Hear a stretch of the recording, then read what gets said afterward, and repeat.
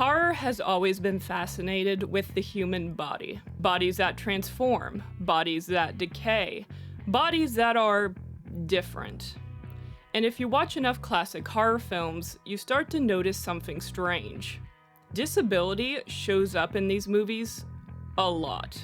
The sad thing is that for me, as empathetic as I am, I never much deeply paid attention until I became both older and disabled myself. It wasn't until I was betrayed by my own body that I took a particular interest in how these disabled characters were treated. How the woman servant with an intellectual disability was abused and reduced to a controlled living doll in 1936's The Devil Doll. And how the wife who's deaf and mute is literally frightened to death in 1959's The Tingler.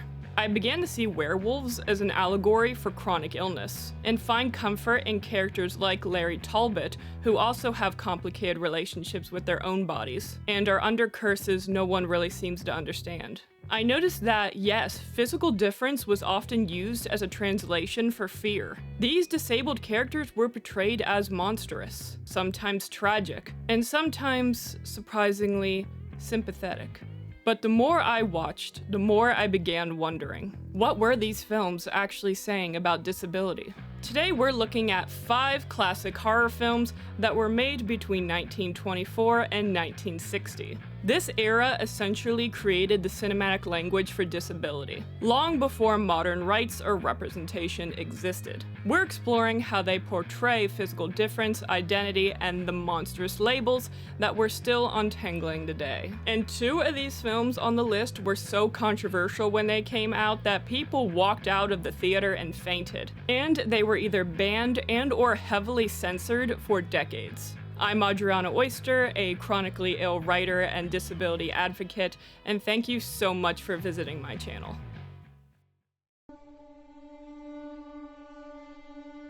Most horror films focus on threats originating externally, such as a murderer in the woods or a supernatural presence in the attic. However, Robert Wiener's 1924 silent Austrian masterpiece, The Hands of Orlac, distinguishes itself by directing attention inward. This film, from the same director as 1920's The Cabinet of Dr. Caligari, suggests that the most terrifying thing in the world isn't a monster under the bed. It's your own body becoming a stranger.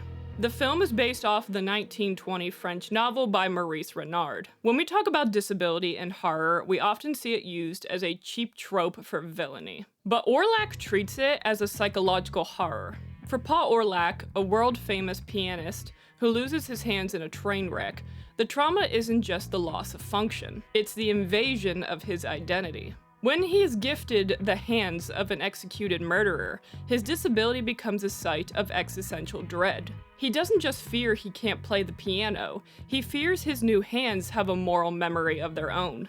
To grasp why this struck such a chord in 1924, it's important to consider what the streets of Europe looked like then. Cities filled with World War I amputees. The Great War had industrialized mutilation. Millions of men returned home with missing limbs, shattered faces, and shell shock. The Hands of Orlac is a direct, feverish response to this collective trauma. The audience watching this film wasn't seeing a fantasy, they were seeing a heightened version of their own reality, of their daily reality. The film captures the societal anxiety of a generation trying to reassemble itself from parts. Orlac's surgical repair mirrors the desperate attempts of a broken Europe to sew itself back together, fearing all the while that the foundation, the very flesh of society, had been permanently corrupted by violence. This brings us to the physical reality of the era: early prosthetics. In the 1920s, medical technology was evolving, but it was clunky, cold, and profoundly uncanny. We see Orlac staring at his new hands with a mixture of revulsion and fascination. There is a specific horror in the mechanical substitute. During this period, prosthetic development was often about turning a veteran back into a functional unit for the workforce. It wasn't about the person, it was about the utility. In the film, Orlac's hands are flesh, but they function like a malfunctioning prosthetic. They refuse to obey his artistic soul. They represent the terrifying bridge between man and machine. where the limb is no longer an expression of the self, but a tool that feels bolted onto the spirit. In case anyone also questioned if grafting hands onto another human being was even possible in the 1920s, the answer to that is no. The first modern attempt was in Ecuador in 1964, but failed after 2 weeks. The first short-term success was in 1998 France, and the first long-term success was in the United States in 1999. The core of the film is the fear of losing bodily autonomy. We all live under the assumption that our hands do what our brains command. Orlac loses that contract. He looks at his fingers and sees the will of a killer. Not only does this film show that, yes, anybody can become disabled at any time. And yes, disability and sickness can cause financial instability. And yes, there will always be people out there who want to take advantage of that. But what stood out to me the most was the relationship between Orlac and his wife. Once he learns he no longer has his own hands, he frequently pulls away from her love and concern. There's even a scene where he attempts to put his wedding ring back on, albeit on his new hand, and it doesn't fit. There's a profound metaphor here for how chronic pain or sudden disability can alienate a person from their own life. It asks the question, if my body acts against me, am I still me? The Hands of Orlac reminds us that the greatest fear isn't death. It's survival in a body you no longer recognize. It transformed the medical miracle into a nightmare, proving that our greatest vulnerability isn't our weakness, but our lack of control. The Hands of Orlac has been remade and adapted multiple times, including in 1935's Mad Love with Peter Lowry, 1960's The Hands of Orlac with Mel Ferrer and Christopher Lee, and Hands of a Stranger in 1962. And if Orlac shows how horror connected disability with fear of losing control, our next film shows how physical difference itself became the monster.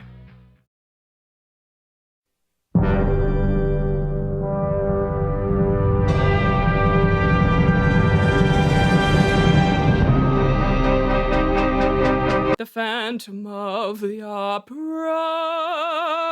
In 1925, Universal Pictures released a silent adaptation of Gaston Leroux's 1910 novel, The Phantom of the Opera, introducing one of the most continuing and problematic tropes in cinema, disability coded as monstrosity. The film centers on Eric, a disfigured genius living in the sewers beneath the Paris Opera House, whose physical appearance is used to indicate his moral decay and madness to the viewer. In the era of silent film, directors often relied on these immediate visual cues to establish a character's nature. By making the Phantom's grotesque features the source of the film's terror, the movie effectively taught audiences that a broken body was an outward reflection of a broken soul. Lon Chaney, the man of 1,000 faces, brought this character to life through a legendary and agonizing commitment to physical transformation. To achieve the Phantom's skeletal look, Chaney used spirit gum to pull his nose back with wire, inserted jagged false teeth, and used cotton to hollow out his cheekbones, often causing his nose to bleed during filming. This obsession with authenticity was more than just a professional gimmick. For Chaney, it was personal. As a coda, child of deaf adults, Chaney grew up as the primary communicator for his marginalized parents. This upbringing gave him a profound empathy for outsiders, and a unique mastery of nonverbal expression, which he used to infuse his monstrous roles with a sense of dignity and suffering. Beyond the gothic tropes of the 19th century novel, the Phantom resonated with a contemporary real-world trauma, Les Gos Cassés of World War I, translated to The Broken Faces in French. Only 7 years had passed since ceasefire, and European and American audiences were living alongside millions of veterans returning from the front with catastrophic facial injuries. In a pre-antibiotic era, these soldiers underwent primitive, pioneer plastic surgery, or wore painted metal masks referred to as tin noses, to hide their disfigurement from a society that viewed them with a mixture of pity and revulsion. By the film portraying a disfigured man as a subterranean monster, the Phantom effectively took the very real, visceral trauma of the war and repackaged it as a horror spectacle. Not only did it capitalize on a collective fear, it helped solidify a cinematic language where a scarred face was no longer a sign of sacrifice, but a visual trope for a broken soul, and a danger to quote-unquote normal society. The Phantom became the definitive tragic monster archetype, a figure who is as much a victim of society rejecting visible difference as he is a villain. Eric's violence is framed as a desperate response to a lifetime of being treated like a freak and an outcast. When he is finally unmasked by Christine, his reaction is a harrowing mix of fury and soul-crushing despair, showing a man who knows his face is a barrier between him and the human connection in which he craves. The film forces the audience into a state of aesthetic anxiety, where they are terrified of the Phantom's appearance, while simultaneously being made to feel the weight of his isolation. A weight in which is a big reason why the character of the Phantom resonates with so many people. Resonates with me even. The Phantom embodies the forced isolation of those who are deemed outcasts. For those living with disability or existing outside the norm, there is a crushing internalized stigma that comes with building a private lair, a sanctuary that is also a prison. It captures the quiet heartbreak of choosing the loneliness of the shadows over the exhaustion of a world that only offers ridicule and refuses to see past the mask. Of course, we are all aware that Phantom of the Opera has been adapted multiple times, a lot, over the years, in different formats, not just film. But as shocking as the Phantom's face was in 1925, the most shocking portrayal of disability in early horror came just a few years later, and audiences were not prepared for it.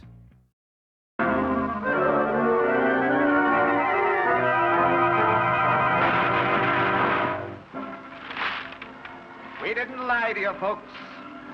We told you we had living, breathing monstrosities. When we talk about disability in classic horror, all roads lead back to one of my favorite films, 1932's Freaks.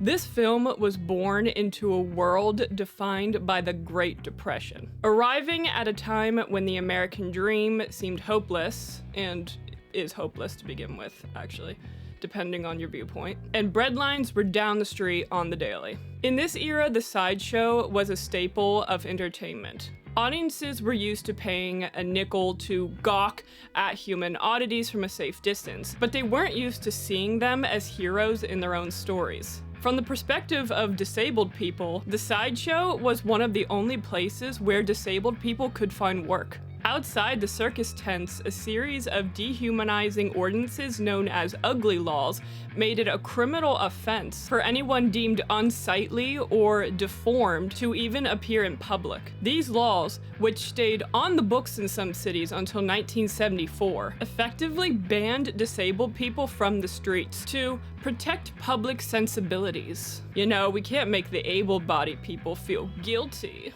Faced with the threat of fines, arrests, or being shipped off to county poorhouses and institutions, many disabled individuals were forced to turn to the sideshow as their only means of survival. The man who brought this world to the silver screen was Todd Browning. He wasn't some voyeuristic outsider. He was a man who had run away to join the circus at 16. Browning had worked as a barker, a clown, and a contortionist, among various other jobs. He lived in the tents and saw the performers not as monsters, but as his colleagues and his friends. After the massive success of Dracula in 1931, Browning used his clout at MGM to make his passion project. He didn't want to use makeup or prosthetics like he had to do in earlier films. In this film, he wanted the real deal. Browning's casting was a revolutionary act of representation, which hasn't really even been matched since. He populated the film with real performers from the sideshow circuit, people who lived with actual disabilities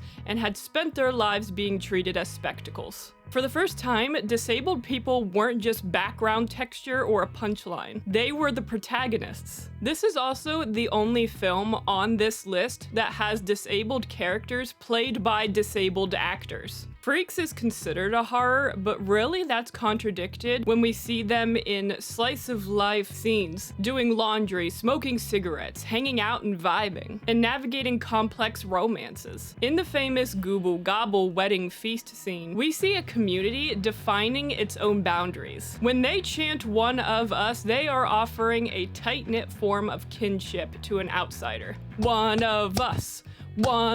Jesus Christ. One of us. One of us. It's an anthem, man. Let it ring. One of us, man. The story itself follows a kind-hearted performer with dwarfism named Hans, who becomes infatuated with the beautiful, able-bodied trapeze artist Cleopatra. Unknown to Hans, Cleopatra is only interested in him because she discovers he is the heir to a vast fortune. She and her lover, the circus strongman Hercules, hatch a cold-blooded plot to marry Hans and then slowly poison him for his inheritance. The able-bodied villains are the true monsters here, physically perfect by societal standards, but morally bankrupt. The story is based off of the short story Spurs, written by Todd Robbins. How MGM chose to sell this film was very offensive and misleading. Hoping to capitalize on the horror craze, the studio initially leaned into the grotesque. Early posters and trailers framed it as a standard monster movie, using taglines like "You will laugh at them, shudder at them, but you will never forget them." But as the backlash began to mount, the studio's tone shifted into a strange defensive empathy. They started deploying taglines like, "What about abnormal people? They have their lives too," to try and mitigate growing accusations of exploitation.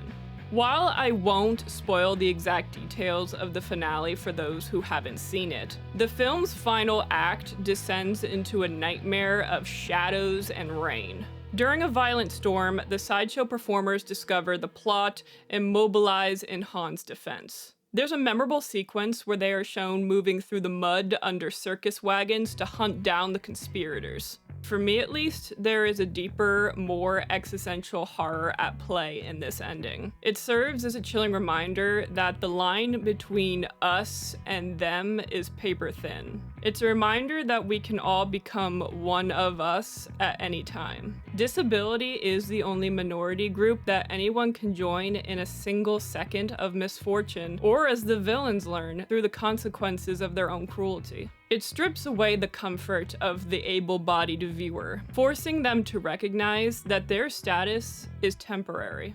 This was too much in 1932. The audience reaction was one of visceral, documented panic. People reportedly ran out of the theaters in disgust, and the film's reputation was screwed over by sensationalized reports of its danger. The most famous story involves a woman at a test screening who threatened to sue MGM, claiming that the sheer shock and horror of the film had caused her to suffer a miscarriage. These fucking people and their ableism. How dare you subject us to disabled people having cocktails and conversations and doing chores? Whether literal or legend, this claim fueled the studio's terror. MGM executive Irving Thalberg panicked, cutting nearly 30 minutes out of the film against Browning's will. This butchered original cut is sadly now a lost film of history. The fallout was devastating. Freaks was met with decades of censorship, banned in the UK for over 30 years, and buried by the studio. It effectively ended Todd Browning's career as a top-tier director. It took until the 1960s for the film to be rediscovered, and hailed as a masterpiece of empathy. Today, we don't watch Freaks for the scares of the performers. We watch it as a haunting reminder of the power found in a community that refuses to be victims, and the reality that the others are never as far away as we think. But as horror moved into the 1940s, disability began appearing in films in a very different way.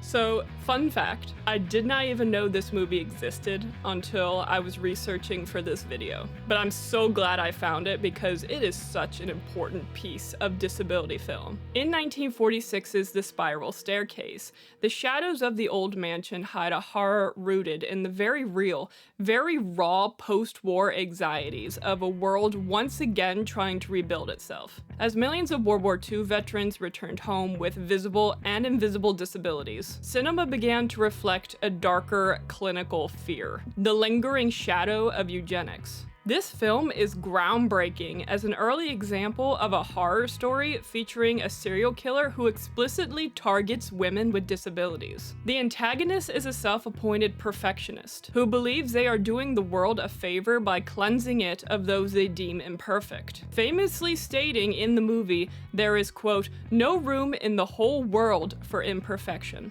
This mirrors the terrifying rhetoric that had just devastated Europe, the idea that the vulnerable were a burden to be removed. Historically, film scholars consider this as the foundation for the future of the slasher film, predating the 1970s boom by decades with its proto-slasher elements, a black-gloved killer, an isolated setting, and a final girl archetype. The story was based on the 1933 novel Some Must Watch by Ethel Lena White, though notably the protagonist in the book is not mute. This film adaptation follows Helen, a young woman who lost her voice following a childhood trauma. On the surface, she fits the classic vulnerability trope, the silent victim who literally cannot scream for help. However, the film subverts this by making her disability the engine of the plot's tension. The suspense is built entirely around the communication barrier. Every time Helen tries to warn someone, the tension spikes because the audience is trapped in her silence with her. Her inability to speak is the primary source of the film's terror, forcing her to find internal strength where others only see a defect. This suspense is amplified by stylized point-of-view shots. In one of the film's most horrific moments, the killer spies on Helen, and the camera reveals their distorted perspective where they imagine her without a mouth, a visual that literalizes their desire to erase her imperfection and emphasizes her perceived powerlessness. It also reflects a broader, uncomfortable truth about how disabled people are often considered spectacles to be observed, analyzed, and fixed, rather than individuals with agency. By framing Helen through the killer's gaze, the film highlights the dehumanizing nature of being watched as a problem to be solved. Even her romantic interest in the film, Dr. Perry, wants to take her away from the house, not just to keep her safe, but because he obsesses over wanting her to be cured, repeatedly pushing the notion of her seeing specialists throughout the film. But then we have the bed-bound Mrs. Warren, played by Ethel Barrymore. Her representation is one of the most interesting parts of the film. While the world and the killer underestimates her as a helpless invalid, she is sharp-tongued, perceptive, and eventually becomes Helen's savior. She proves that being confined to bed doesn't mean lack of agency. In fact, she's the only one in the film who sees the truth before it's too late. What makes The Spiral Staircase stand out is how it defies the mercy-killing tropes common in earlier cinema. While many films of the era treated disability as a tragedy to be pitied or fixed, our disabled heroine survives through her own resourcefulness and will to live. She isn't a sacrificial lamb, she is instead a survivor who outlasts the person who thought her life was worth less than theirs. It serves as a brief, powerful reflection of a society at a crossroads, deciding whether to protect its most vulnerable members or discard them. In Helen's survival, we see a defiant argument for human worth. Yet, the film is far from perfect by modern standards. In a move that undercuts its own message of empowerment, the resolution involves Helen's disability being fixed through the sheer shock of her ordeal. By having her regain her voice in the final moments, the film suggests that she can only truly find safety and a happy ending once she is cured and returned to the able-bodied world. It's a bittersweet reflection of the time. Even when the disabled heroine survives, the narrative still feels a desperate need to make her normal again. Normal. While the film is a precursor of the slasher and features the iconic black leather gloves, the killer is not masked in the traditional sense. Instead, their identity is hidden through deep shadows and extreme close-ups of their eyes until the climax. This specific brand of disability thriller would see several minor adaptations, like the 1975 remake or the 2000s TV version, and paved the way for films like 1967's Wait Until Dark, where Audrey Hepburn's blind protagonist must navigate a similarly deadly game of cat and mouse. Watching The Spiral Staircase, what really stands out is how disability makes Helen vulnerable to other people. But moving into the 1960s, that fear shifts. It's no longer just about how others see the body, it's about what they can do to it. And that brings us to what I believe to be the most disturbing film on this list.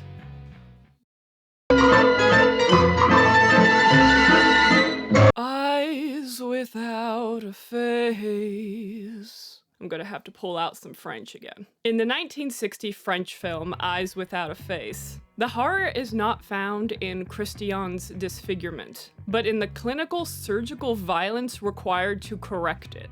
The film follows Dr. Zainissier, a brilliant but obsessive surgeon haunted by a car accident that left his daughter, Christian, hideously disfigured. Sequestered in a remote mansion and forced to wear a static porcelain-like mask, Christian becomes the subject of her father's gruesome experiments. With the help of his devoted assistant, Louise, the doctor kidnaps young women who resemble his daughter, bringing them to his basement clinic to literally slice the faces from their heads in a desperate attempt to graft them onto Christian's ruined features. As another of my personal favorite films, I find its blend of clinical coldness and atmosphere deeply haunting. It manages to be both a medical procedural and a dark fairy tale. The story is deeply rooted in the post-war Reconstruction era, reflecting a period where advances in plastic surgery transitioned from the battlefield to civilian life. The doctor's obsession with restoring his daughter's face mirrors a society desperate to erase the scars of war and return to a pre-conflict state of normalcy.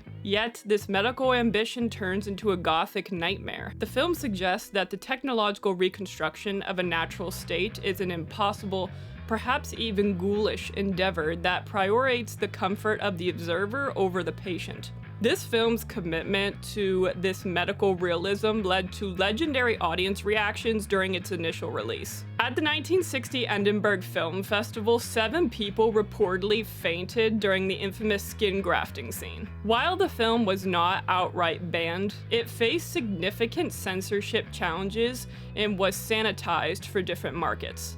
In the United States, it was retitled The Horror Chamber of Dr. Faustus and released as a dubbed double feature, with the most graphic parts of the surgery scene trimmed or hidden behind discreet fades to black. Even more tellingly, American censors cut a scene of the doctor showing kindness to a child, as they felt giving a villain a sympathetic side crossed a moral line. The central tragedy of Christian's existence, and a big part of why this film resonates so strongly, is that her father, the doctor, was actually responsible for the car accident that left her disfigured. His reckless driving destroyed her face, and his subsequent crimes are fueled by a desperate, patriarchal guilt. This leads to the total erasure of her identity through forced normalization. She is treated as a professional failure that must be amended to salvage his reputation. Christian is never asked if she wants a new face. She is never asked if she wanted Billy Idol to write a song about her. Instead, she is kept as a living ghost in a chateau, hidden behind a featureless white mask that traps her in a state of sterile beauty. This mask turns her into a symbolically inhuman object whose only value lies in her proximity to a lost ideal. On a personal level, what makes Christiane's story so heartbreaking is that everyone around her insists she must be fixed to be seen again. She is draped in elegant Givenchy robes, a haunting figure of high fashion morbidity whose life is on an indefinite pause until a man decides she is correct enough for public consumption. She is a prisoner of a beauty standard that demands the theft of others' lives to regain her own. The film conjectures that being fixed is a form of spiritual death, as Christiane increasingly feels like a stranger to herself. It's a devastating commentary on how society views disability, as a problem to be solved rather than a life to be lived. The film moves toward a resolution of poetic horror that shatters these rigid standards. Rather than a medical triumph, the story accumulates in a profound rejection of the mask of beauty and the violent medical gaze that seeks to perfect her. It leaves us with a haunting, sublime image of a woman choosing a soulful, wandering existence over the artificial perfection others died to give her. The true horror is the realization that society would rather see her with a stolen, beautiful face than no face at all, proving that the world's definition of normal is the most grotesque mask of them all. It reminds us that beauty is often just a polite word for conformity, and that there is a certain terrifying freedom in finally refusing to play along, walking away from the scalpel and into the quiet, honest dark. Looking back at these films, disability in horror is certainly complicated. In Hands of Orlac, we see the fear of losing control over our own bodies. In The Phantom of the Opera and Freaks, that fear shifts into something social, the anxiety around bodies that don't fit what society considers normal. In The Spiral Staircase, disability becomes something that makes a person vulnerable and weak in the eyes of others. And by the time we get to Eyes Without a Face, the horror is not just about difference, it's about the pressure to change, to be fixed, no matter the cost. And I think that's what makes these films still worth watching today. Because horror doesn't just show us monsters, it shows us what people are afraid of. And sometimes, those fears say a lot more about society than they do about the people on screen. And I'm curious what you think. What horror films do you think portray disability well or horrendously? I'd love to hear your thoughts in the comments. Horror has always been fascinated with bodies that are different. Maybe the real question is, why? If you'd like to see a full breakdown of any of these films, other disability films, or other films in general, and go deeper into exploring what it means to be one of us, please let me know. And don't forget to hit those like and subscribe buttons so you'll never miss a channel update from me. Again, I'm Adriana Oyster, and I want to thank you for watching this video. I appreciate every single one of you.